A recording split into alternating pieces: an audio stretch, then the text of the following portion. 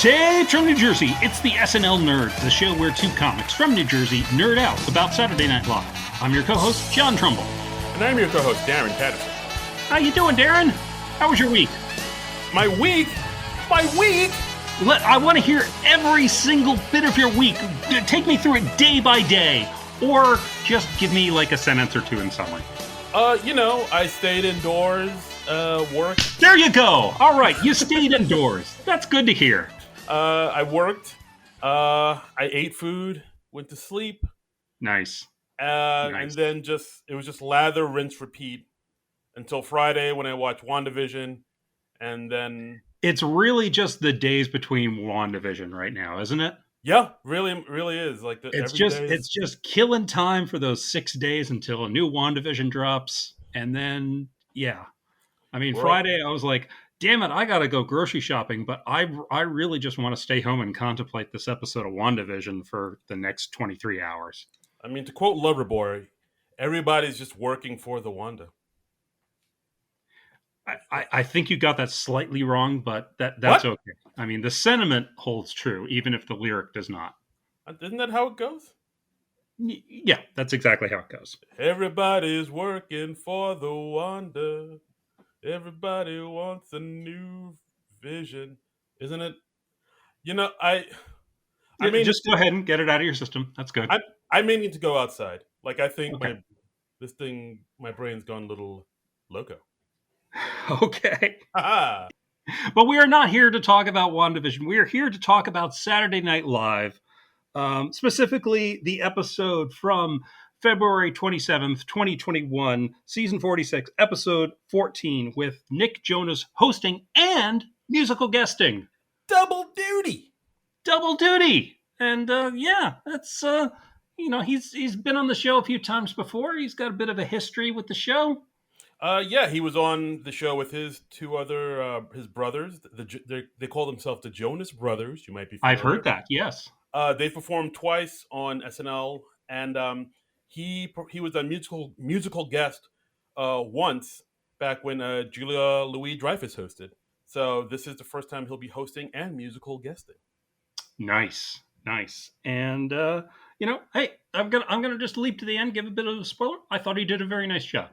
Yeah, he did all right. He seemed pretty. I mean, he was a little stumbly in a few places, but for the most part, he seemed pretty game for everything. He seemed pretty, relaxed towards the end of the episode, and he's like, "Oh, he's all right.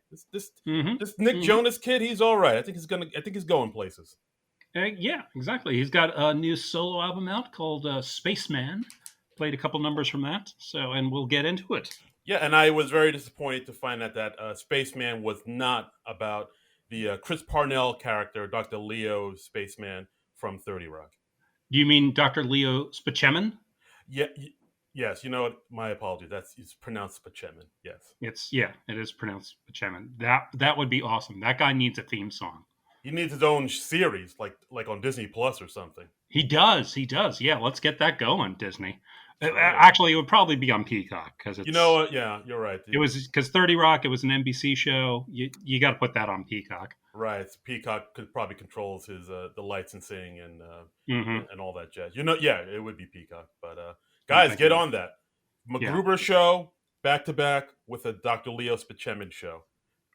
Is the MacGruber show going to be on Peacock? Yeah, I believe so. I mean, from what I've heard, they say it's happening. I mean, it's and have they set like a premiere date for that or anything yet? I don't think a premiere date has been set, but from what I've seen on the Instagrams from the Lonely Island guys, from Yorma Tacone, like there is a script, and it is happening. I don't know if they're still filming or they're done filming, but it's definitely in the works. Yeah, I saw Will Forte on Late Night with Seth Meyers not too long ago, and he actually read a bit from the script, I believe. There you go.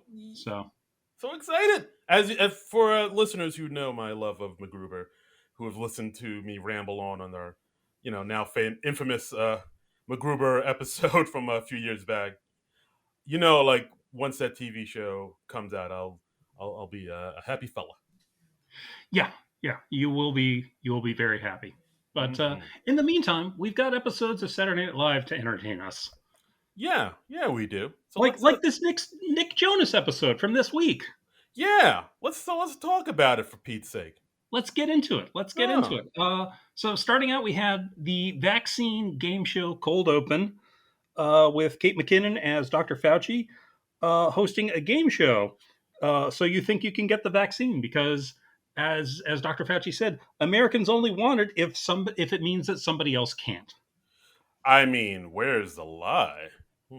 So yeah, in this cold open, it's set up like an American Idol type game show where people are trying to get the vaccine or auditioning to get the vaccine, and we have three judges, with three governors playing the Mm-hmm. judges.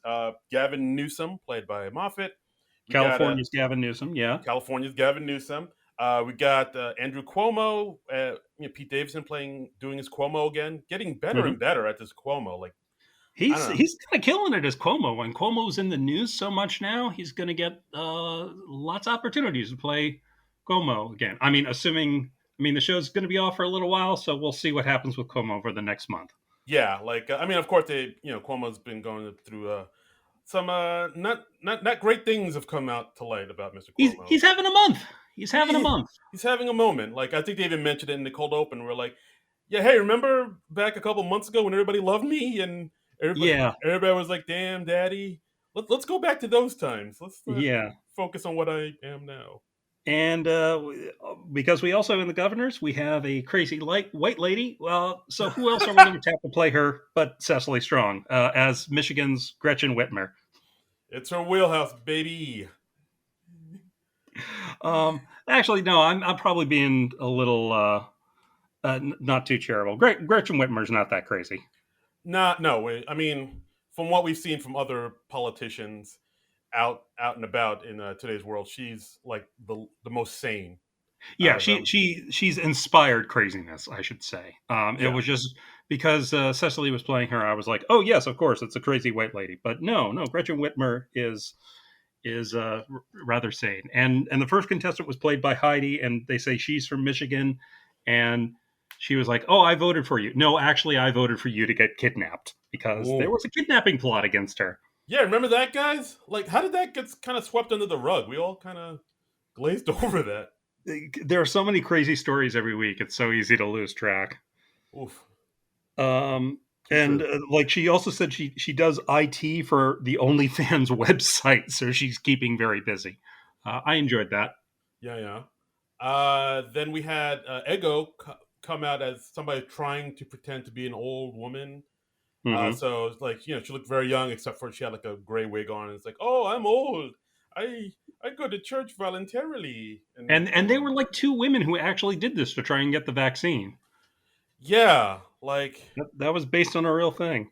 wow. And we had Melissa Villasenor coming out as a pregnant lady. She was like, "Can I get the vaccine?" And everyone's like, "Oh, I don't know." Like, can you? I don't know. Then we had what was it? Oh, Bowen count coming out as Hmm. somebody from New Jersey, Yeah, he who was a was proud smoker from New Jersey because apparently in New Jersey smokers can get the vaccine because I guess they're more at risk, which I didn't know. I had not heard that. Yeah, I mean, if that's the case, Jersey, I don't. Yikes! I don't know if I that's agree with that. that's kind of weird, right? But Kinda, kinda.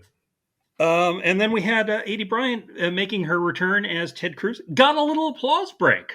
Yeah, this Ted Cruz thing got legs. This is like what the third time in a row she's done this. Something like that. Yeah, I mean it's at least 2 weeks running because the Cancun story broke. And we had Mikey Day coming back as an old guy. We actually had one of our Twitter followers talk about this. Let me see if I can find the tweet. Oh, where was it? I don't have that. Oh, Set up. I'll look it up. Yeah, because Mikey Day was kind of playing that character that he's played before, Mort Fellner. But like I think in this sketch he was under a different name, like Seymour something or other. But like Yeah, he and looked one and of our one of sounded the our same. Twitter followers, I think it might have been Ruby the Rube, uh, asked about that. They were like, "Why did they change the character name?" And I can answer that because SNL happened to repeat the Don Cheadle Gary Clark Jr. episode from 2019 tonight, and Mikey did the character on that show. Ah. Um, and in that show, he was identified as a super septuagenarian. So he was like at least like 110, 120 years old. And his character on the show tonight was identified as an 85-year-old. So, of course, the ages don't line up. That's right. So they had to, but Ruby the Rube even helpfully posted like pictures of both the characters, and yeah, it's like Mikey in the exact same makeup with the costume a little different. It's literally Mikey. Like if you look at the pictures side to side, in one he has a hat, and the other one he doesn't.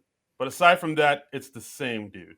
He has a different colored bow tie, but yeah, he also has a mustache. He is doing the same old guy voice, but yeah, Yeah, it's like wow, they really all right, okay. yeah. I don't know why they said he was Seymour Foreman instead of Mort Filner, but I'm guessing it was because the age thing. Because he said he's 85 years young, so Wow. obviously they didn't want to create the big continuity snarl that would be of him suddenly losing 30, 40 years off his age. Yeah, I mean, people out there are crunching the numbers. You can't look foolish on this. I mean, yeah, we don't want to give the poor guy at SNL Stats a heart attack. Yeah, shout out to you, John Schneider. Yeah, hi John. Um, So so what do we think of this opener? I mean, I thought it was okay. Again, Mm-hmm. it's another cold open that's not like directly political, but it kind of is. Um, yeah, I think somebody tweeted at us too, like mentioning. Well, we'll get to the tweets later, but them saying like, "Oh, it seems like they're kind of veering away from the political cold opens because for the past year or so, we were just bombarded with every political cold open like imaginable, and now it seems like at least for the past four or five episodes now they've kind of steered away from that, which I'm fine with. I'm totally cool with that.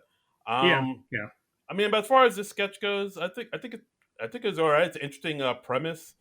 A lot of people do feel like it is very kind of complicated and a little convoluted. Like no one really knows how to get the vaccine. It seems like it's up to every state, and everybody's having issues getting answers, and like no hmm one like it is kind of like a game show. It's like, can I get the vaccine? What's anybody have any yeah. real I mean, I answers? haven't really done any uh, research into getting it yet. I'm getting like the occasional text from my mother saying like, "Oh, have you gotten the vaccine yet?" And I have to be like, "No, mom, I'm not in like a high at risk group, so I haven't.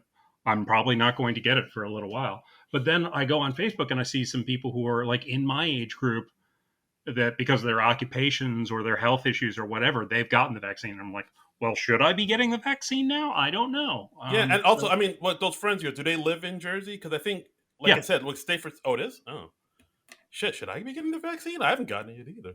I don't know. I See, don't no know. one has answers exactly, and that's what See? this sketch. Yeah. Yeah, I mean, we're still like kind of restoring sanity. So yeah, we're slowly getting back to some type of sane reality, and yeah, I mean, I guess this sketch and I guess this sketch kind of reflects that. But yeah, all in all, I thought the sketch was all right. This is a nice little cold open. yeah. I was surprised when I went on YouTube and I saw the length of it. It's 9 minutes and 10 seconds. That's really long. Yeah, it didn't feel that long, which I guess is a good, speaks well of the sketch because like when we've had cold opens where they've been like 9 minutes long and you And feel they it. felt it. Yeah. Oh, you feel it. But this one, This one did move along all right. So and there was some funny stuff in there. So it was all right. yeah, not too bad. Next, we had the Nick Jonas monologue. He comes out and he said it's been a year to the day since he last performed live, and it's nearly a year to the day for me. So Yay!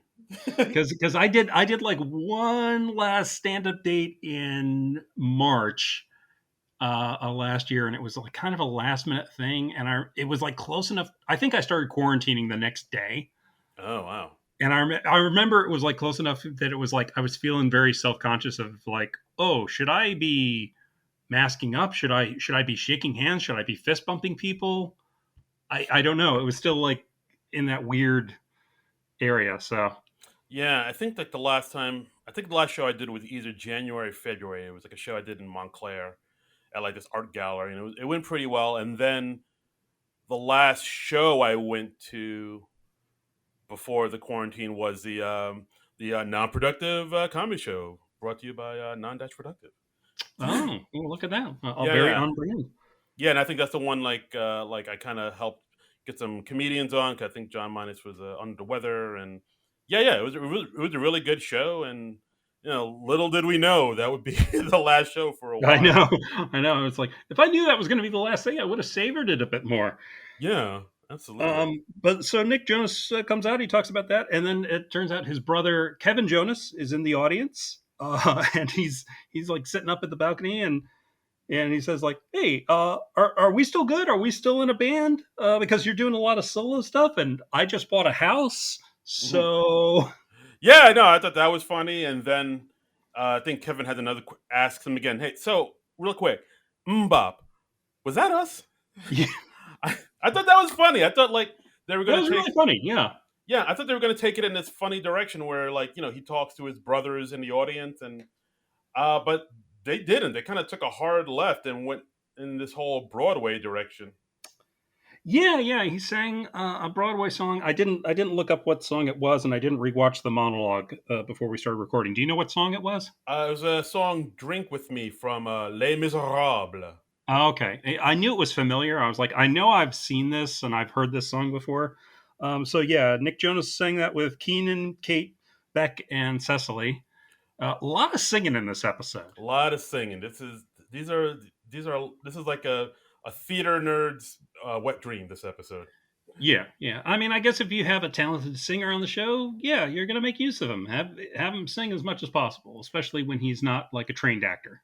Right. So like as in this monologue, like this kind of took a few turns where he mentions he's from Jersey and he has some lines about being from Jersey, and then there's that segment where he's talking to his brother Kevin, and then it Hmm. takes this, like I said, it takes this hard left where he's like, well, it's been a year now since Broadway's been shut down, and so I'd Yeah, like because to, I think he was doing a Broadway show of some kind. I believe so. Yeah, we should have answers for this. So, Let, but let, yeah, let me look it up. Let me just do a quick Google. so in a tribute to Broadway being shut down, like they sing the song from Les Mis, "Drink with Me," and of course, to talk about how you need to get drunk to get through this madness. And then that's it. This is actually a pretty quick, short monologue. I was actually surprised at how quick it went. It was just like, Yeah, it's only like 3 or so minutes. Okay, apparently he's done a lot of Broadway shows. The only link I can find right now is the big photo gallery. You have to scroll through one by one, so I'm not going to do that. He's yeah, been on Broadway a lot, you guys. yeah. Let's just leave it at that. Yeah, well, just take my word for it. But yeah, I thought the monologue was all right. It wasn't. Yeah, I think the best bit was the Kevin Jonas being in the audience, and I loved the mbop handsome joke. I thought that was cool. Yeah, yeah, no, I kind of wish they went more in that direction, but the singing, the Broadway tribute, I thought that was nice. Okay, Hmm. Well, so what? go ahead. No, I was going to go right into the next sketch. Yeah, go ahead. Yeah. So next sketch, workout mirror or mirror workout. I think Mirror workout is what mirror. it's called on YouTube. I wrote down workout mirror, and okay. That So was that was what I originally wrote down, but then I saw how they had it on YouTube, so I corrected my notes, Darren, like oh a boy, professional. wow. We're gonna have this out now. This is There's how been you, a problem for a long, long time, this Darren. is how you gonna this is how you gonna talk to me in front of all these Yeah, this listeners. is how it is. This is how it is. You son of So anyway, we had Chris Red and Mikey Day as two buddies who are getting ready to work out on their brand new workout mirror. It really should be called Workout Mirror. Thank Quite you. honestly. See, all Yeah. right. See, I am Um, I am right. And apparently, this is it's the new high tech thing where you've got like the trainer appearing in the mirror to kind of guide you through and coach you on. like a real thing, right? I've seen advertisements for it. Yeah, Wow, that's trippy, man. yeah, Um, we're living in the future. let- So we had Nick Jonas show up as the first trainer, Nathan, and they're cycling through trainers. I thought this was going to be another sketch like where we cycle through a lot of trainers, like in the cycling thing. They've done that a number of times before, but they had a oh, cool twist on it. We had Kate show up as Shannon Delgado, who's just this suburban housewife type, and she's like, I'm trapped in the mirror. Please help me undo the curse. I was rude to a fortune teller.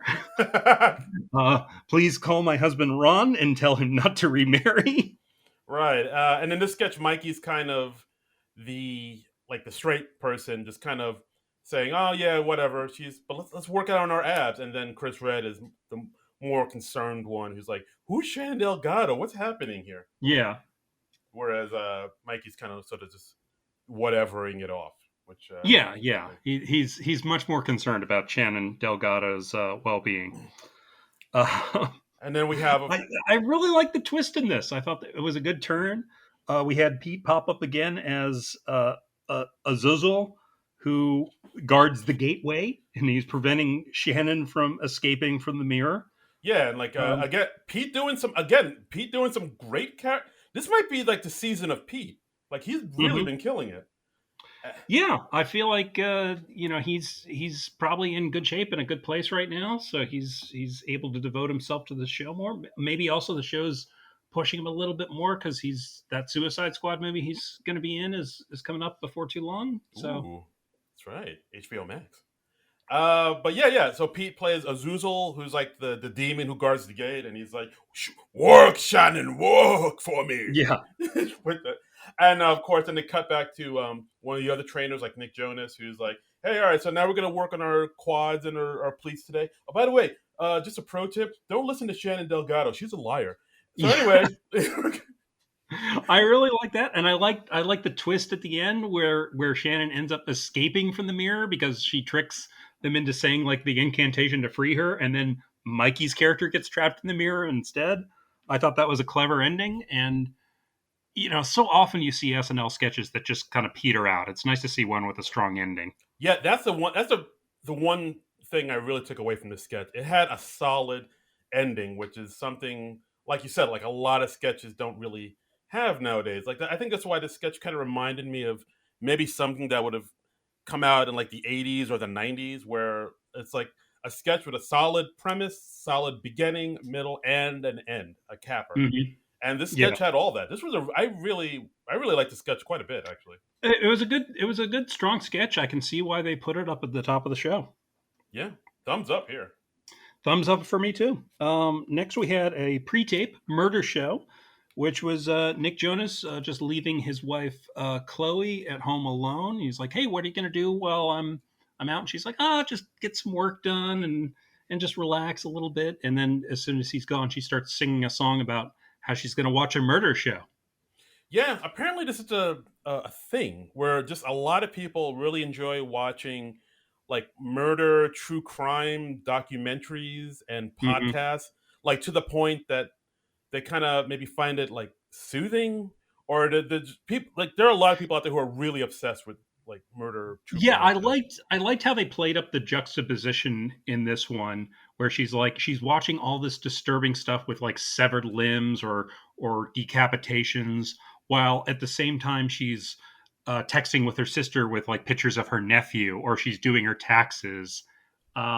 I really like this. This was a group musical number. We had Chloe, Melissa, Ego, and who was the Kate, fourth? I'm forgetting the fourth. Kate. Kate, yes. And yeah, and it was a catchy number.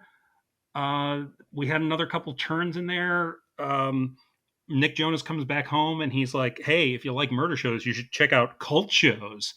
And those are a trendy thing right now. Yeah, no, people love watching cults too. Hmm. Yeah, I mean, I thought this sketch was all right. It didn't. I don't know. It just seemed like it had like an interesting premise about like people do love watching true crime shows or true crime documentaries, and true crime and cult shows, but it didn't really seem to go anywhere like past that type of idea. It just kind It of sounds like I enjoyed it more than you did. I yeah, enjoyed like kind of the juxtaposition of them just doing mundane things like folding their laundry while they're watching this really disturbing stuff. right, I, yeah, I thought that worked well. yeah. And I like the little sting at the end where Melissa's like, "Hey, also baking shows," and she just has like a tray of cupcakes. That I did get a kick out of because my wife she does enjoy a good baking show. That great And, British. and I also enjoyed this just for the production value because like all the ladies were decked out in these really just elaborate red and black outfits, and they're wearing wigs, and it's cut like a music video, and you just watch it and you're just like, how did they just put this all together in like just probably 2 days? I don't know. My hats off to the production team over at SNL. I mean, Yeah, you're doing the Lord's work. yeah. I mean, I thought it was just pretty incredible, and from a technical standpoint, and I thought it was pretty entertaining. So thumbs up on this one for me. Yeah, I thought this one was okay. Okay. All right.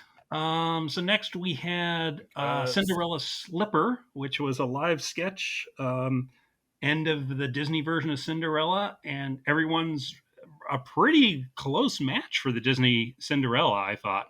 yeah, again, the production team is on it. Yeah, Chloe looked eerily like the Disney Cinderella in the wig they gave her. We had Melissa and Cecily as the evil stepsisters, Kate as the evil stepmother, Nick Jonas as the prince, and Keenan as like his what would you call him? His aide, his attendee? I don't know. Yeah, assistant. Yeah, I'm sure the character has a name, but I'm not going to go on a Disney wiki and look it up right now. This one had kind of a weird turn though. It Oh, had it did. yeah, Nick Jonas. He like brings out the glass slipper to match it to the woman that he danced with and fell in love with the night before, but the glass slipper is way too small. It looks like it fits a doll rather than a human being, and it turns out it actually belongs to 80 as one of the mouse friends of Cinderella. Yeah, like I think it's what's it? Kate as evil stepmother says, "Oh, you didn't clock that shoe was like super small," Yeah, and then it turns out that it belongs to the like you said, like the mouse played by 80, and then it's just the prince kind of coming to grips with the fact that he hooked up with a mouse that yeah. There's a lot of dude. You banged a mouse. This one kind of took a while to get to the actual turn. Like the stepsisters had a lot of dialogue at the beginning. And I'm like, oh, is this about the stepsisters? Because they seem to be getting a lot of play. And no, not really. yeah, because at one point, like I think Cecily, who's one of the stepsisters, she's like she curtsies, and then of course you hear a fart noise, Hmm. and the prince is like, "Oh wow, I really smell that," and she's all, "Oh, excuse me, prince. All I eat are berries and raw deer meat," Yeah. which is like, "Oh, all right." Um, this was a weird one. I thought it was a little more weird than funny, personally. No, I'm with you. This was like a 10-1. This was just like it went down some really weird, weird ways. It's like the fact that like he banged a mouse, and then she really goes into it. It's like, oh yeah, you dipped me in a champagne glass, and I went to town. I was like this was one of those sketches where like my wife watched it, and she was kind of like disturbed by it. She was like, oh, I think she had to like leave the room. I was like, oh, I'm sorry. I don't feel like I had to apologize to her because it was just it goes in weird directions. Because like I think at one So point, your wife's not into the mouse bestiality in her late night comedy, huh? go figure, go Yeah, figure. that's weird. Like at one point, I think the prince talked to his aide, saying, "Did I really? You didn't say anything about like me hooking up with the mouse?" And then I think the aide played by Keenan says, "Yeah, hey, love is love, whatever. Sometimes Yeah, you gotta I, wonder. I didn't think it was my place to say anything. Yeah, like sometimes you gotta wonder what Jafar does when if he puts like birdseed down there and lets Iago go to town. Like this, Yeah, that was yeah. like I was So like, whoa, yeah, SNL put that image in our heads. I yeah this. I mean, this sketch it didn't It went really some places. it went some places. And then they talked about how the mouse might be pregnant now, but like she'll take care of it, and she'll like eat half the babies. I was like, oh, it got it got weird and gross. I don't know this. Yeah, I mean, I don't yeah. want to sound like a prude or nothing, but this one, Again, more weird than funny. yeah, I was like, oh, I don't. This one, this is for a specific type of person, a type of humor they're going for. This one didn't was a bit of a miss for me, I'd say.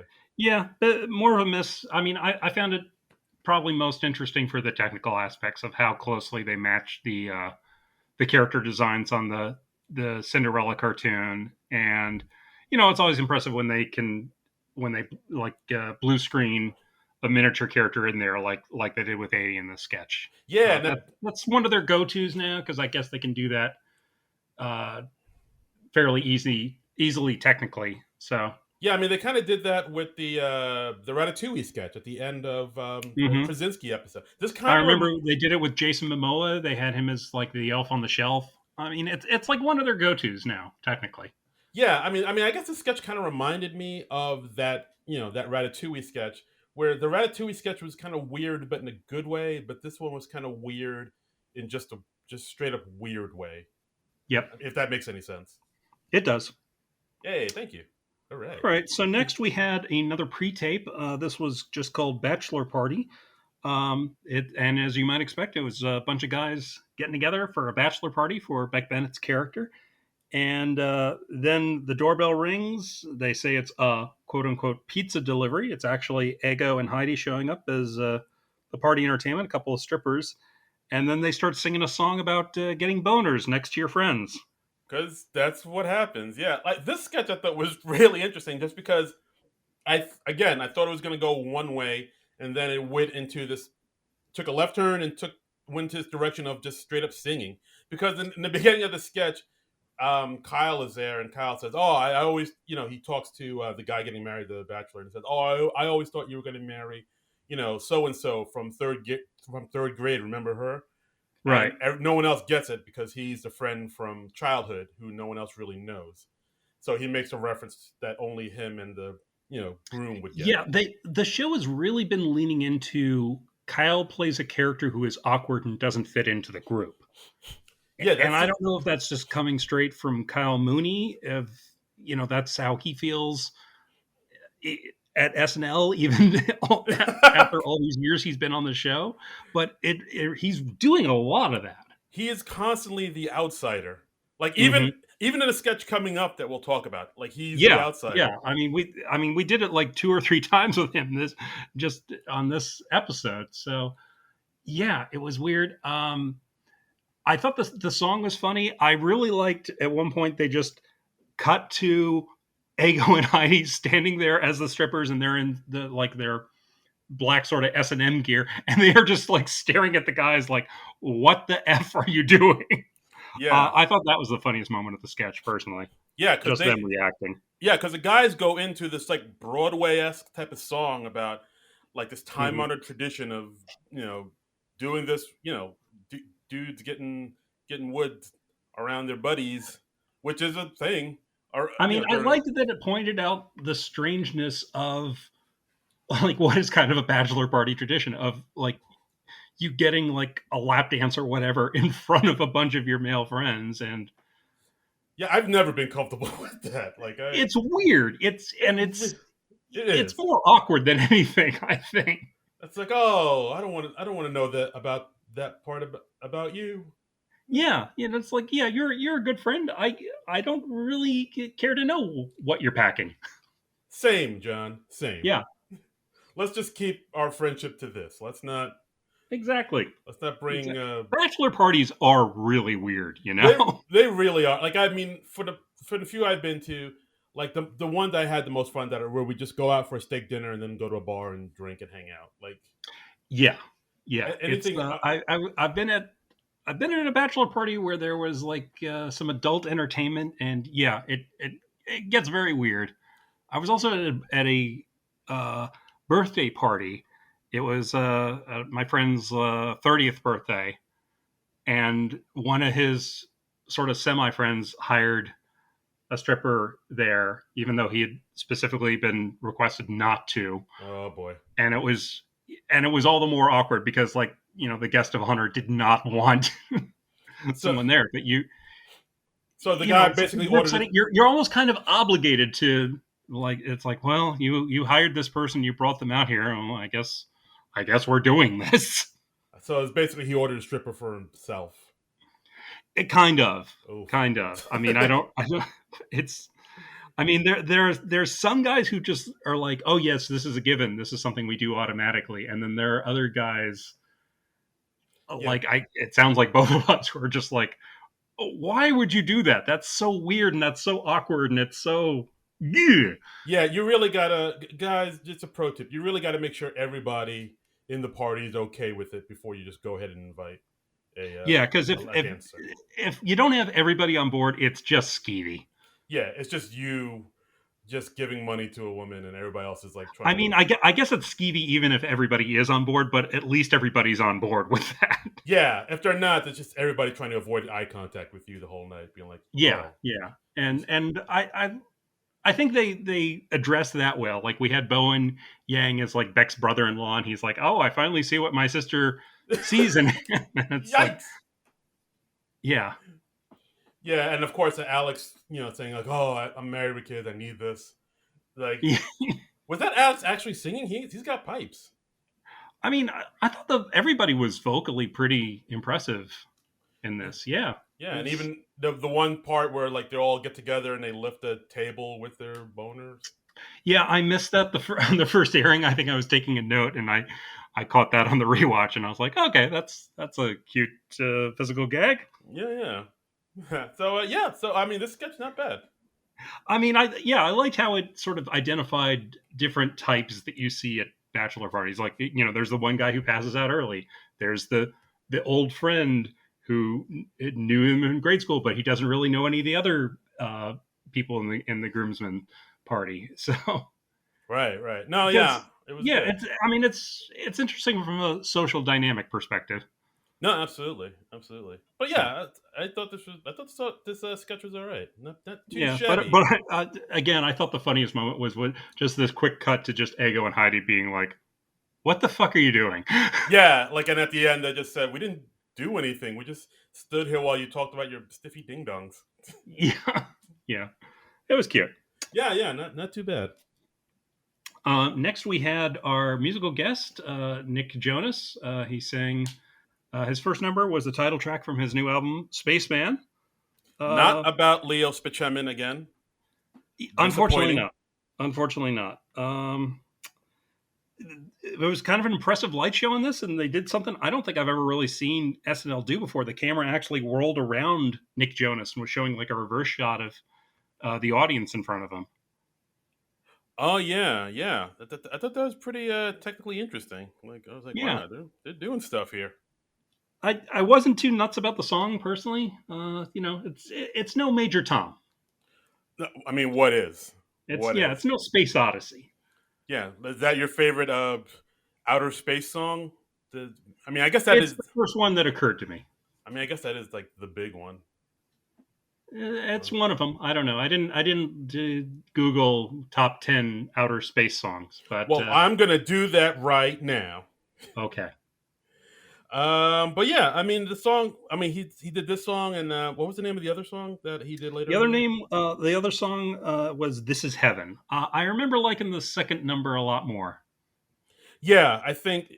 Yeah, this I'll agree with you. The second one was a little bit better, and plus, of course, they had the saxophonist from the band, the great. Now I'm blanking. Lenny. Lenny Pickett. Yes, he got like a little solo there, which I greatly enjoyed. And you know me. Hmm. Whenever I get a saxophone solo, you have my heart. Yeah. I'm a simple man. Just the weight of my heart is a saxophone solo. So yeah, I like the second number a lot more. Nick Jonas has got a good voice. His type of material, it's not usually for me, but again, I can see the appeal. Yeah, it's kind of more middle of the road, mainstream, songs you'd hear at the mall type of vibe. And there's nothing Yeah, wrong with that. But yeah, but I we're can I can sort of like tune it out while I'm browsing through a Barnes and Noble. exactly. Yeah, that's pretty much it. It's stuff you're like, oh, I got to get a new cookbook, and that's playing in the background while you're just kind of Hmm. looking through like your books. Yeah, yeah, yeah. Okay. Oh, Flash, the from Queen. That's a space song. Yeah, sure, yeah. I Flash. guess I think all the songs from the Flash Gordon soundtrack would qualify as space songs. Yeah, I guess so. Oh, Four Non Blondes have a song called Spaceman too. Hmm. Harry Nilsson has a song called Spaceman. It's interesting. So are you just saying you wish he'd sung any one of those Spaceman songs rather May- than his own? Maybe if he sang the Harry Nilsson version of Spaceman, I might have been in. Now that Okay, I think about it, fair enough. yeah, I think so. But yeah, other than that, the performances that there were okay. You know, decent. Okay. All right. Next, we had a weekend update with Cullen Jost and Michael Shea. Michael J. Michael Shea. Um, what do we think of the weekend update? We had a fair amount in the news happening this week, as we do most weeks. Yeah, for the most part, some good strong jokes. Jost had some good zingaroos. There was one joke I was actually surprised to hear from Jost, where the Lesbos joke. Uh huh. That was like basically they're talking about how they found a ancient petrified piece of wood from the island of Lesbos. They knew it was from Lesbos because it was double ended. Yeah, I didn't think much of that joke I personally. was I was surprised like Joseph said that. I was like, that's more of a Che joke. But then Che had like one joke that I thought was like strong as hell, where he's talking about the coronavirus and how Yes, it's lowered the life expectancy of Black Americans by 3 years. In fact, the virus is so deadly to Black Americans, it's being suspended with pay. that was a great joke. That was That a was that was a that goddamn was the home run. most impressive joke in Weekend Update. I thought. That one got like groans and applauds from the audience, and I was like, after hearing that joke, I was like, I'm really looking forward to the his HBO Max show when it comes out because like if we get like a whole half hour of jokes like that, I am in. Oh, does he have like a stand-up special coming out on HBO Max? Well, yeah, he's supposed to, I think I believe back in July it was announced he's going to have his own kind of Chappelle show type show on HBO Max. Oh wow, I hadn't heard about this. You didn't know about that? No. Yeah, yeah, he has like a show coming out on HBO Max. Like, I mean, I don't know if that means he's gonna leave SNL just to dedicate all his time to that show. But I mean, as far as I know, that show is still in the works. So maybe he'll do both, or maybe he'll leave SNL, or I don't know. Okay. It's Well, cool. still, I will make a point of checking that out. yeah. I think people have been saying like, is this Jost and Che's final year on SNL? And it's still kind of up in the air. Like they've been around for a bit. I don't. I mean, Yeah, they have done Weekend Update for quite a while. I believe that their tenure has already been longer than like most other anchors. I think it's been longer than like say Seth Meyers or certainly Tina Fey and Jimmy Fallon.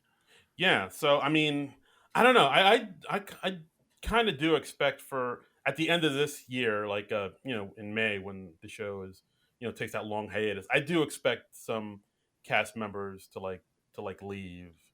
Yeah. I think we're coming in the final stretch of like this final cast. Like I think Hmm. like The last ever SNL cast. no, Is not that the what last it's like? ever. Lord no. Well, I Oh, mean okay, like I mean I that's what it sounded like. no, the last no, I think like come like going like after I think the last episode will be like in May or so, and Probably. I think that last episode in May is going to be the last episode for a lot of cast members. I think we're gonna have like a one of those good old fashioned shake 'em ups coming up soon. It's. I think it's probably going to be the last show for like Kate, Cecily, possibly 80, because I think they've all got other things going on. Keenan might jump ship because of his new sitcom, although he says he's sticking with the show for now. Um, those would be the four big ones. But yeah, Justin Shea, yeah, I could see them leaving, and I could see Lauren wanting to make a change. Yeah, like I mean, they haven't said anything. I mean, I think Joe said something along the lines of like he would stick it out after the election, the Mhm. 2020 election, and then after that he would kind of reevaluate and see what he wants to do.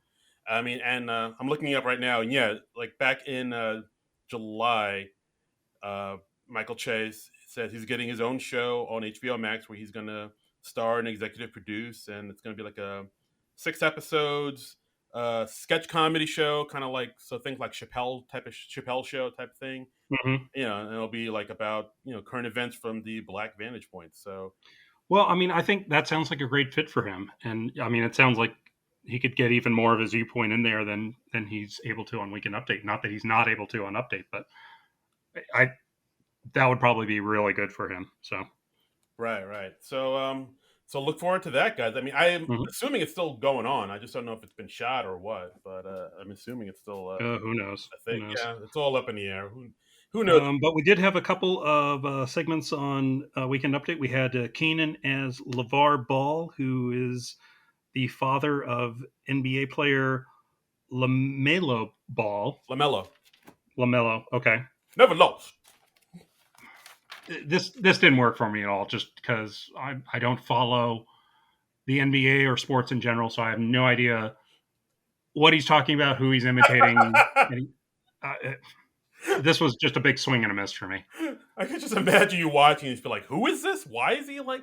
But yeah, so if you know LeVar Ball, he's like the father of three basketball players that are like in the NBA, and he's like a very big, loud, boisterous type of character. He's kind of like Okay. So he was playing a real person, not a made up character. Yeah, no, this is a real person. Okay. He basically, like he's like the father of somebody who's like very famous, kind of like a Kris Jenner or what you call it, like. Yeah, no, I got it. I have no point of reference for this, so. Well, yeah, like I mean, if you see him in interviews, he's like he's pretty much like this. I have not seen him in interviews. He's very like kind of outrageous and boisterous and loud, and people find him charming. Okay. So, and he has a catchphrase, never lost. That's where that comes from, and so I mean, this whole segment really hinges on how charming you find Keenan and how you're okay with just him just kind of going off and playing his character. And for me, it is not very. And I didn't know the character, so like I said, big swing and a miss for me. Not even when he held up the chocolate shoe that was filled with caramel. I was very disengaged by that point, so I was just like, okay, yeah, he's holding up a shoe that they spray painted brown backstage. Okay. All right, so you got up and got a sandwich around that point. Yeah. All right, fair enough. But yeah, I thought this was cute. Like, I mean, again, it's all hinging on Keenan's energy and his just big, bombastic. And also you having some idea of what the hell he is doing and who he is playing. That's true. I had no idea who this guy was until SNL started making fun of him, and I was like, oh, I guess this is a guy. And then I watched some videos of him, and it's, oh yeah, he really is this kind of. Oh, okay. So you cared enough to actually do the research. Yeah, yeah. Like I did not. Wow. I was just like, okay, that is the thing I don't know. I'm moving on with my life. Okay, and let's move on to the next desk piece with Marjorie Taylor Greene, played by Cecily Strong. Cecily playing new congressional representative Marjorie Taylor Greene, who was in the news this week. She put up a sign outside of her office just saying there are only two genders, male and female. Trust in the science, and she does, and she's her office is right across the hall from another representative who has a trans daughter, I believe. Yeah, trans child. So she put up a sign where she could see it because when you start a new job, you want to make enemies as quickly as possible. Yes, I think that's just always a good game plan. I liked how when she came on, she was like, ow, I sat on a gun. Was this mine or yours, Colin? And Colin's like, I think you know it's yours. Right. Because she's like Marjorie Taylor Greene. She's hardline conservative, subscribes to a lot of conspiracy theories and stuff. Right. She's out there.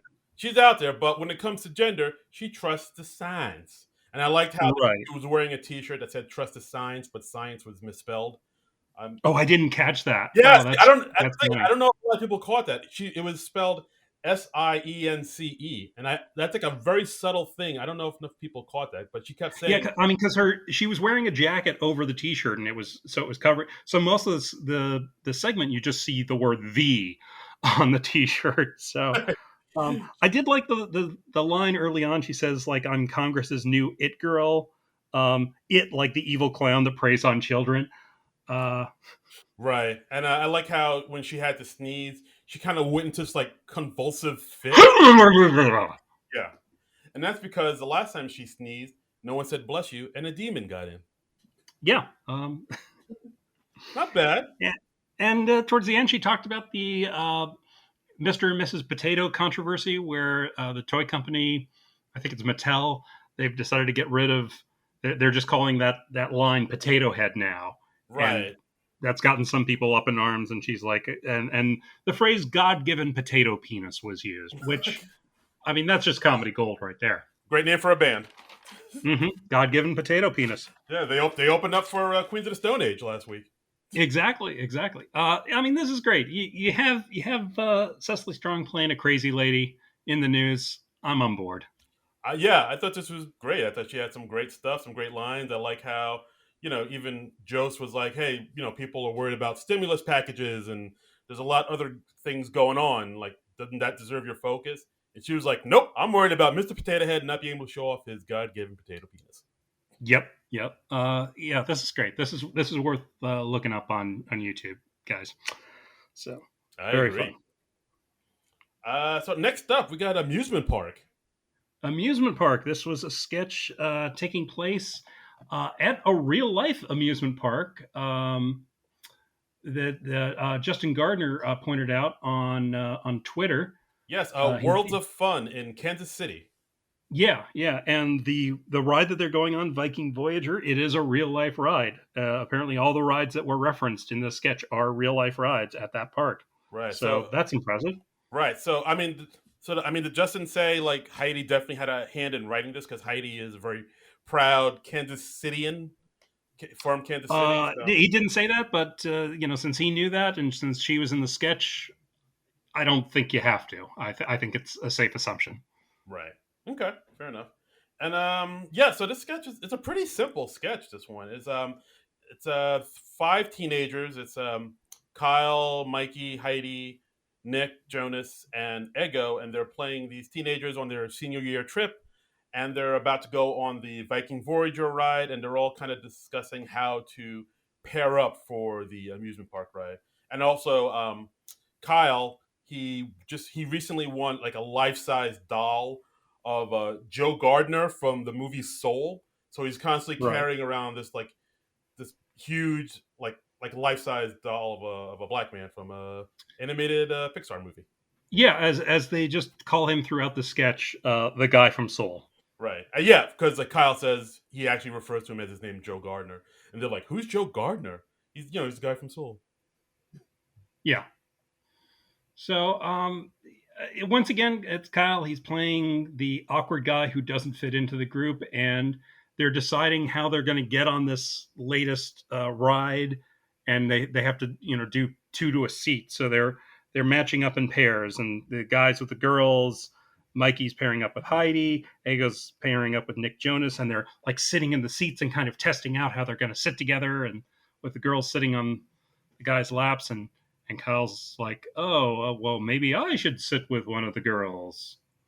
Yeah. I mean, this sketch was really interesting. It's like one of those slice of life sketches, and I thought it was interesting because it's one of those sketches that the joke isn't super obvious, or the joke is more about like the character study and like how real life people kind of behave and whatnot. That's because I kind of can sort of identify where you're out with your friends like when you're a teenager and you go on a ride where you do have to pair up and double up, and you have to there might be a girl there that you kind of want to get close to, and you have to be like, oh well, I think for height wise it would probably work better if I sit with her. So whatever's best for the group type of thing. It was one of those interesting things where it kind of clicked off a memory in my mind where it's like, oh yeah, I kind of remember that where as a teenager you had to like double up and you had to figure out who was going to sit with who, and you always wanted to sit next to some girl, but some other guy sat next to her. And did you have a giant stuffed uh, doll of the guy from Soul when you were a kid? I did not. Because that would be weird. Because that movie wouldn't be coming out for another 30 or so years. Yeah, like I did not have that. It was just me by myself in the back seat, just one lonely one lonely Darren. But And now you have a podcast about a late night comedy show. yeah, yeah, everything's great now. Going great. Yeah, no, it's great. Going great. I thought this sketch was just kind of so. I felt like it needed another twist. I did like how towards the end of the sketch, everyone was just calling Kyle Cuck, and he's like, "My name's Robert, actually." Yeah, that was an interesting. That's something I didn't pick up on until later, where like they do drop in that they call him Cuck, and then it Yeah. took me a minute to register. Like, did they call him Cuck? Or maybe they're Mhm. saying maybe they're saying Chuck, and I'm hearing it wrong. Or And then Nope, they're calling him Cuck, yeah, short like for yeah, cuckold. yes, cuckold. And they keep calling him cuck, cuck, cuck. And then I'm like, why is everybody calling him cuck? And then like the capper at the end is where Punky, who runs the ride, says, "Hey, how you doing there, cuck?" And then he says, "My name's Robert. I don't know why everybody calls me cuck." But Yeah, yeah, no one quite plays the weirdo outsider like Kyle. That seems to be his go-to. we got a lot of that in this show though. So I feel like one sketch of him being the weirdo outsider a show is plenty. Yeah, fair enough. I don't know.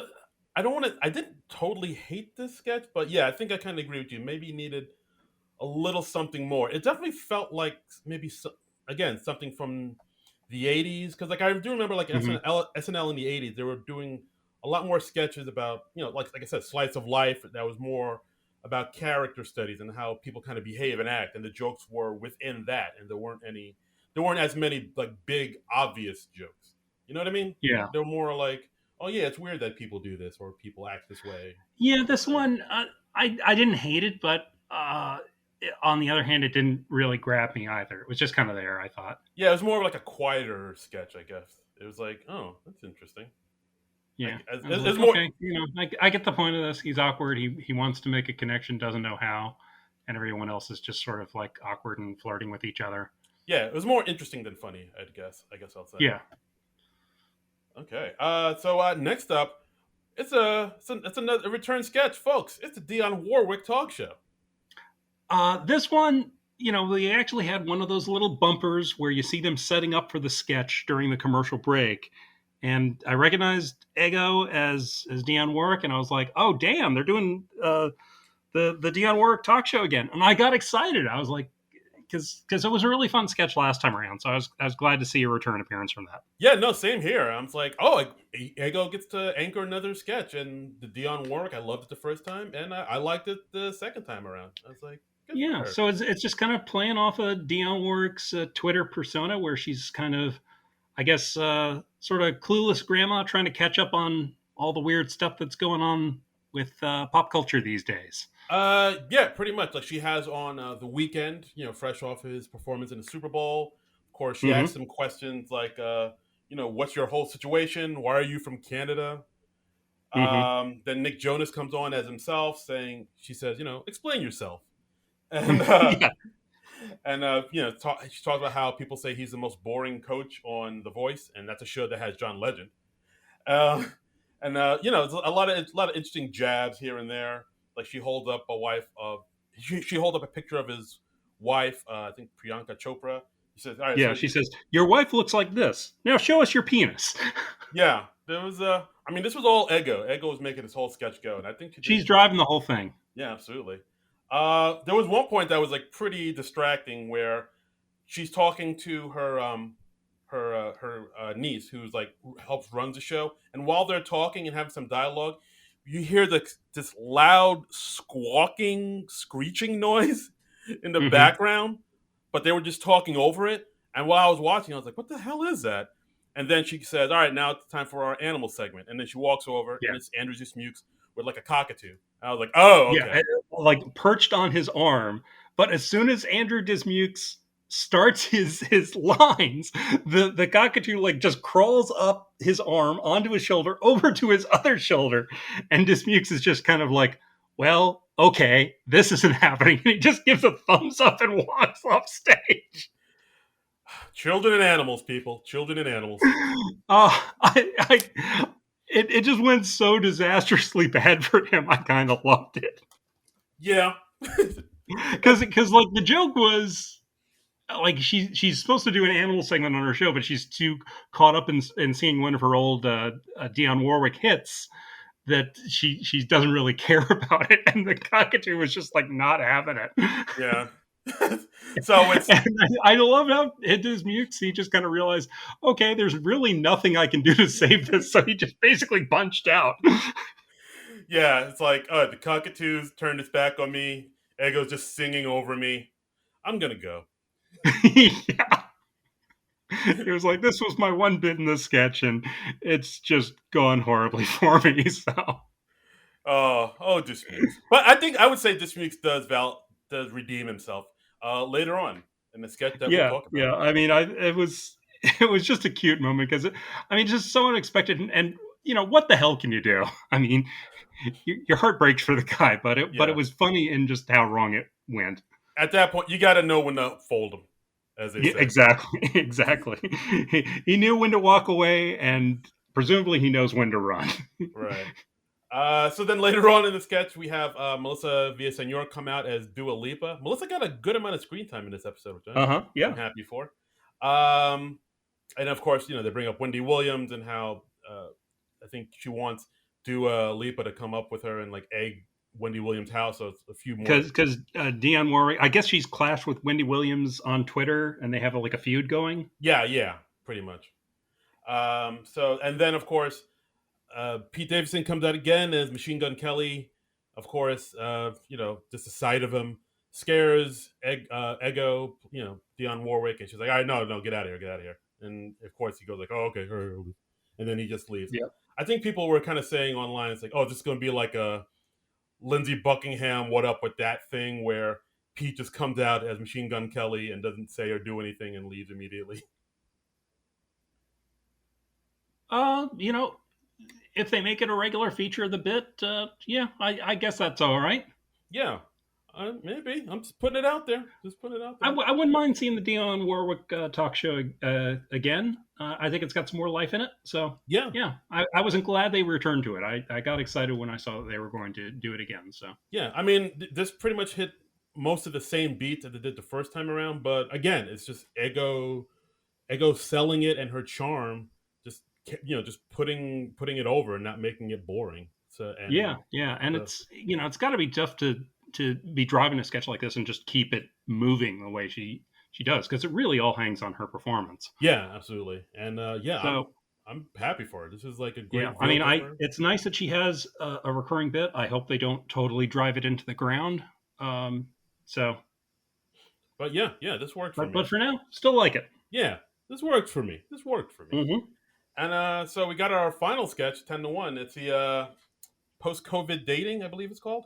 Yes, indeed, indeed. We had our host Nick Jonas and Kate McKinnon flirting at the bar, but it's very awkward because it's the first time out of the house since lockdown for both.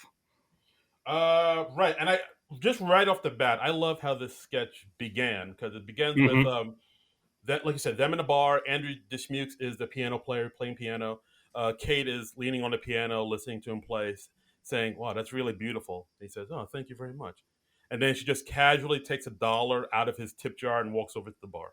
Yeah, it takes it out of the tip jar. I loved that. Just I like that just subtle indicator. Yeah, it's going to get weird from here on out. yeah, that set the tone, and I was like, "All Yes. right, let's I'm in." Yeah.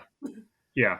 And I like that they just did that with no dialogue. It wasn't commented on at all. It just, and then she goes up to the bar and Nick Jonas starts speaking to her, but then it cuts from a close up to a wide shot, and we realize he's talking in the wrong direction.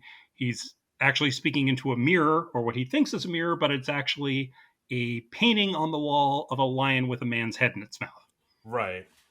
So basically, the sketch is just like absurd line after absurd line after absurd line. Nick Mm-hmm. tries to hit on Kate by saying the pickup line, "You have beautiful eyes; they look better on my floor." Right. Never fails. Right. And I think, Kate alludes to her time in prison, and she shows off her knuckle tattoos from her time in prison that say "love" on one fist and then say "hat" on the other. yeah, And it's not that she was trying to get hate tattooed. She just loves hats. yeah. I mean, the tattoos are a little hard to read, but like if you could make it out. On my TV, I was like, I cannot read those at all. When I watched the sketch online, I think they either used the dress version or they inserted some cutaways that weren't in the live version. Yeah, I think So the gag works online. yeah, they should have just like filled it in the letters a little bit more so it was easier to read. But yeah, they were a little bit Yeah. difficult to read. I think, and then Kate does this one trick where she puts the stem of a cherry in down her blouse, and it comes out in a nut. Right, So right. just Most ladies they do that with their tongues. It takes an impressive woman to do it with her cleavage. right, and then Nick tries to impress her with a magic trick he knows, and he pulls a kitten, a live kitten, out of his jacket. Hmm. A kitten that continues to meow throughout the entire sketch. Yes, I mean it worked better than the cockatoo in the last sketch of Right. getting freaked out by the Dionne Warwick singing. But yeah, but you They quickly hand the kitten off to Lauren Holt, who's playing the bartender, and I liked that she hands the Kate hands the kitten off, and then she's like, "Could we get a saucer of milk?" And then as soon as the saucer of milk is poured, Kate takes it herself and starts drinking from it. right. And the line that really got me was when Nick asks Kate to dance, and he asks the piano player to play a song, and he says, "Hey, piano guy," and then just Dismukes just kind of stops playing, very calmly says, "My name is Guy Piano." Right. I don't know. That line hit me. It's just like a lot of absurd things in a sketch, but it all worked for me. Yeah, yeah, it worked pretty well. And they end up dancing to "Take Me Out to the Ball Game," and they sing along with some new made up lyrics to it. Right. And while the cat's meowing in the background. Mm-hmm. And I don't know. I was looking up online people's thoughts about the sketches. A lot of people seem to get a kick out of it. I think it was Bill Brasky, or friend of the show, said something like, "I wonder if Jost wrote this sketch because it had a very kind of Harvard Lampoon, like The Simpsons feel to it. Like a lot of the jokes were kind of Uh like, huh. oh, this sounds like something that The Simpsons would have done." And like I would have to agree with him.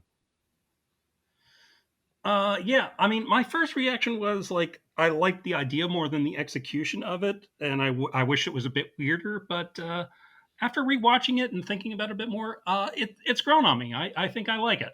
Yeah, yeah. Like, I mean, it is weird to see Kate in the bar talking to a stranger and it not being a Sheila Sauvage sketch. Uh huh. But With Keenan reacting to it. yeah, I thought it might go down that road, but it kind of went down again. A lot of the sketches here, like I think it's going to go one way and it goes another, and it went down this other Oh, that's road. good. Yeah, yeah. No, that keeps me on my toes, and Mm-hmm. it went down this other road, and like, yeah, I liked it. Yeah, this show had like a lot going for it. Like I thought it was a solid show overall. I liked during the good nights that Kyle came out with the big stuffed guy from Seoul for the good nights. yes, of course. And I liked that Cecily was still in her "Trust the Science" T-shirt from Weekend Update. Trust the signs. Mm-hmm. Yeah, because I trust in signs. Yeah, but I thought it was a solid show overall. There's one more sketch we should mention. This was a cut for time Oh sketch that's yes, up on YouTube yes, absolutely. called "Home Makeover" with Mikey Day and who's the other guy? Was it? It was Beck, right? No, it was Mikey Day and Kyle. Mikey Day and Kyle, of course. Yeah, it was Kyle playing another awkward guy. Um, and they're two recently separated bachelors who have like a bachelor pad. They're sharing a pad together, Right. and we have a home makeover show. They come on and they remake their bachelor pad. Yeah, I mean, so when you first watch the sketch, you see that it's them playing video games, hanging out in an apartment, and the apartment looks fine. It doesn't look. There doesn't seem to Mm-hmm. be anything wrong with it. It looks like a nice regular apartment, and so you're wondering what the joke is. So then once they have the apartment like remodeled and renovated, then you see what the joke is, because when they walk into the newly renovated apartment, uh, it's all the walls are just stark white. It's one leather couch in the middle of the room, one Yeah, glass. they've taken out all the other It furniture. took out There's all like the, yeah. It's an empty living room, leather couch in the middle of the room, glass table, flat screen TV on the wall, and that's it. dorm refrigerator next to the couch, Yeah, a Scarface poster, of course, and and another poster of the Rat Pack. yeah, Because they just need like a living room they can play video games in, and like a kitchen because they do a bit of cooking. And they're like, "Oh, well, the stove doesn't really work." And they're like, "Oh no, it works. You have to light it or just keep it on all day." and then Nick is like, It's like, no, that means that's a gas stove, and you don't want to keep that on all day. right, Well, really, you don't want to keep any stove on all day, I should say. yeah, but like they walk Folks, it, if you're listening to this podcast and you're keeping your stove on all day, don't do that. yeah, don't do that. Just That's a good way to have a home accident. yeah, you don't want to do that. Yeah, All right, so and then when they walked in and they saw the the stark empty, not empty, but like the yeah, pretty near bare, empty. yeah, the newly emptied out living room, and but the bachelors love it. They're like, no way. This it's like, Yeah, oh, this is a joke. How bachelors live like in very sparse living conditions. Yeah, yeah. This hit home a little bit. I didn't want to say anything, No, but you wanted to ask. I I know, know. no, man. Hey, how you live is how you live. I like the little things like when they talked about, hey, so all those ketchup packets you had lying around. Well, we just went ahead and put those all in one ketchup bottle for you. Yeah, And he's like, yeah. oh, that's smart. And we know you like the alcohol, so we had our friends at the local alcohol establishment give you 2 bottles of Jamesons. No way! We could keep both of those? Yeah, yeah, and they also got him an air fryer.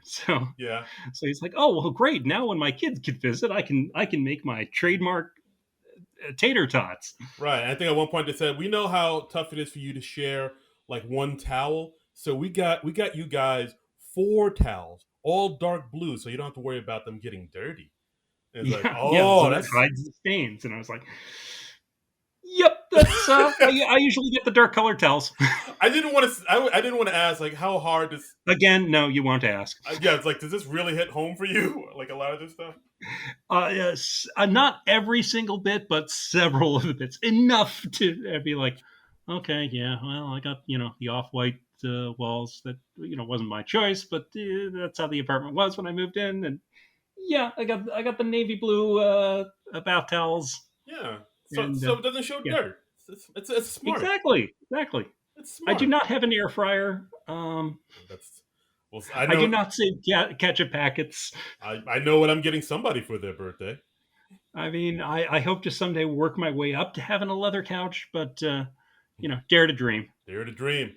I really like the sketch. I really wish they kept it in the show. Like Yeah. I honestly kind of wanted them. I after seeing the sketch, I was like, oh, they should have taken out the Cinderella sketch and put this one in because I I think it's agree. better. That would have been a good switch. And I thought Nick Jonas and Heidi both did a really nice job as the home makeover hosts. They really kind of captured the mannerisms and cadences you see on those shows. Right. If you ever watch those home Yeah. makeover shows, like this really captures like the feel and the vibe and hits on all the beats that those home Hmm. makeover shows do. I really like the sketch. Like part of me was like, I really wish they put this in the show. Yeah, and it's close in time to Cinderella's slipper too, so it would have been a good switch. I think Cinderella's slipper was just like maybe slightly more unique in like the costuming and stuff. So maybe that's why they chose it. Right. So that's the episode, guys. And yeah, not a bad episode. I think it's with the exception of the Cinderella sketch, and I would say maybe for me, I would say the true crime pre-tape. Everything else kind of worked for me. I mean, I thought it was a pretty solid show overall. Yeah. yeah, I mean, some stuff worked more than others. Like the cold open, I thought was okay. The monologue, I thought was all right. But like besides from that, all the sketches I thought were pretty good. Like I have very few complaints. I agree. Let's see what the Twitter followers thought. Oh, and also, Vax, well, also real go quick, ahead. I was gonna just wedge this in. We should also mention that Eric Eisenstein, who is one of the camera operators for SNL. This was his last episode. I believe he's been around for about 30 years, 36 years. He's like a camera operator on the Today Show and on SNL. And this show was his last show. And if you look on his Instagram and like Heidi's Instagram and I think Bowen's, like they show them taking pictures with him and saying, "Oh, this guy's been around forever." And Oh, that's cool. so just a little tip of the hat from the SNL nerds to Eric Eisenstein. Best wishes, Eric. Okay, we got some Twitter comments from the followers. Vax Novier says, pretty good show overall. After a slow start with a cold open and monologue, I liked just about everything with only one dud in the mix, Cinderella. Mirror workout and the bar sketch were probably the most I've enjoyed of Kate in a long time. Yeah, like I'd agree with that because I mean I think we've talked about it on the podcast where Kate can be be a little too Kate, I guess. Like like if you give her enough rope, she'll just go off and like kind of just do what Kate does and like play it big and loud and whatnot. But like I think she was a little bit more controlled in these in the sketches, like her in the with the workout mirror and the post COVID meetup thing. She was a little bit, and so we got some Kate, but we didn't get like we didn't OD on Kate, I guess you could say.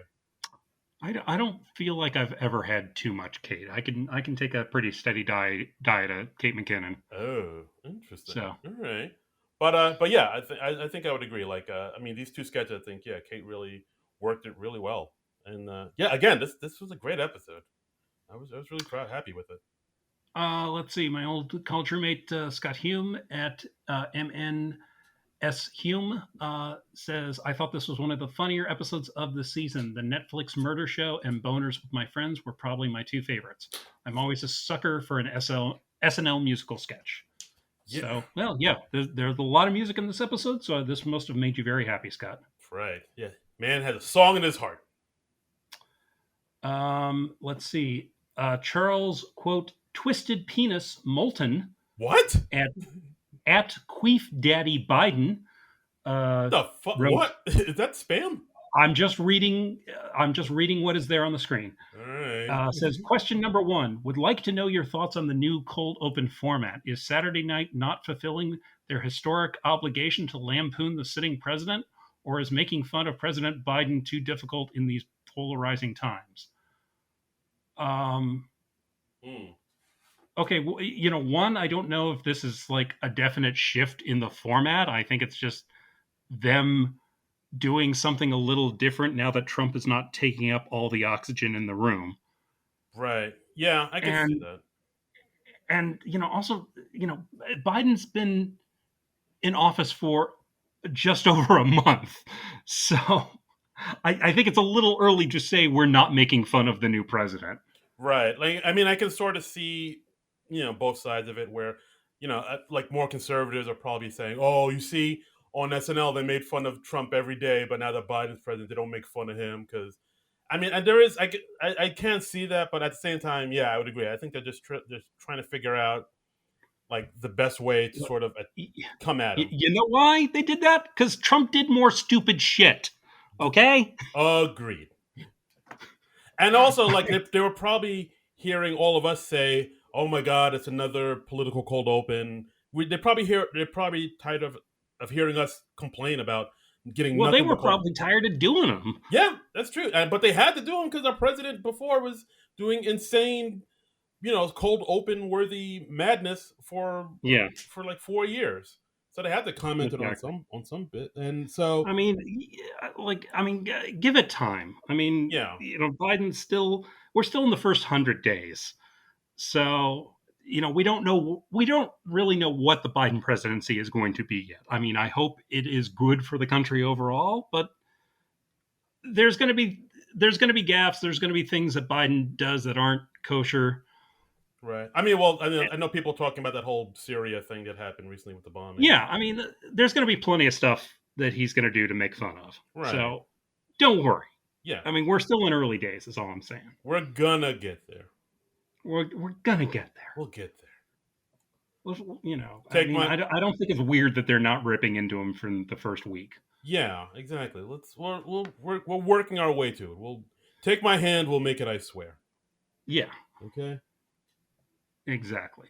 I mean, and the next episode back, it's going to be Maya Rudolph hosting. So they're going to do something with Kamala Harris, and presumably we'll have Alex Moffat returning as Biden as well. So yeah, that was the big news from this episode. They're taking a bit of a break. They'll be back March 27th. Like you said, Maya Rudolph and musical guest Jack Harlow. I don't know Jack Harlow. Are you familiar? I looked it up. He is a white rapper from Kentucky, and he's another white rapper. A fair amount of white rappers this season. Yeah, I know. They're all up in the mix, and he's quite popular with the children, with the kids. And from Kentucky, you don't think of Kentucky being a big hotbed of the rap artists. Yeah, no. Like you think Brooklyn, Compton, L.A. You don't think, oh yeah, You think not Kentucky. yeah. You don't think, oh, Louisville, Kentucky, the hotbed of hip hop, the birthplace. But yeah, no, he seemed to be pretty popular. So let's see what he can do. And of course, Maya Rudolph, She's always a welcome addition to any episode of SNL. I looked it up. I kind of like that she hasn't popped up the last few shows, so we've had a chance to miss her. Yeah, like I looked it up. For some reason, I thought she had hosted way more than she actually has. Like, I was surprised to learn this is only her second time hosting the show. I thought she hosted it a lot more. I was like, kind of surprised. It gets tough to keep track when they've done as many cameos as Maya Rudolph has. It's very true. We've got one more Twitter comment that I want to read. It's from Racine Oxtoby at Chick Buck Boyle. Says, no dogs for Cecily, but Lauren got paid to hold a kitten and Andrew got upstaged by a cockatoo. If that's not the American dream, then I don't know what is. Yeah, agreed. I would love to see another Cecily dog sketch. If we can have kittens and if we can have a cockatoo, we can get some dogs in 8H. That's right. I mean, we just give the dog a quick COVID test, get him out there. Exactly. Have them snuggle up with Cecily Strong. Have them do some weird science experiment with the dogs in the sketch, and you got gold. It's what the people want. Or bring back the Cecily being the judge on the animal court. Oh Lord, that sketch was madness. I feel like looking it up right now, and as soon as we finish recording. Like that one part where that pug just straight up freaks out and just crawling and squirming all over Cecily. I haven't seen anything like that in ages. I've said it before and I'll say it again. If they ever want to just revamp Saturday Night Live into just an hour and a half of Cecily Strong playing with dogs, I will be there for it, and I will still enjoy the show. Wow, Peacock! I'm just saying this could be. Yeah, let's have a spinoff there. We get the Leo Spaceman show. We get MacGyver, and then we follow that up with Cecily Strong's Pet Hour. So not MacGruber, but actually a revival of MacGyver. What'd I say? You said MacGyver. You did not say MacGruber. Son of a bitch. Yeah, I meant whatever. But you're locked in now. It's got to be another revival of MacGyver. I know they revived that show a year or two ago, but it's time for another one, damn it, because Darren Patterson is demanding it. It's been He's demanding it by accident, but god damn it, he's demanding it. I can't even play that off. I goofed. I goofed, everybody. And what I love is that you did not even realize you'd said MacGyver. I'm so tired. In your mind, you 100% said MacGruber. And you're like, let's have this, let's do MacGyver. Guys, I need to lie down. Yeah, okay. We got to wrap it up. We got to go. We are going to be back. We've done some discussion on what we're going to do. We got like 3 shows before SNL comes back with the live shows. So I think we know what we're going to do. Should we say what we're going to do, or should we surprise the people?